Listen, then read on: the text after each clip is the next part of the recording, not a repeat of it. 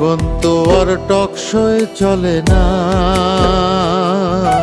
জ্ঞানের কথা গুণী বলে নিজের বেলায় না।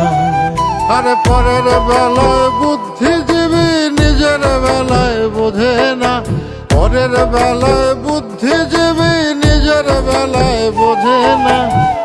নিজের স্বার্থ কেউ কখনো একটা চুলো ছাড়ে না, নিজের স্বার্থ কেউ কখনো একটা চুলো ছাড়ে না। জীবন তো আর টকশই চলে না, জ্ঞানের কথা গুণী বলে নিজের বেলায় না।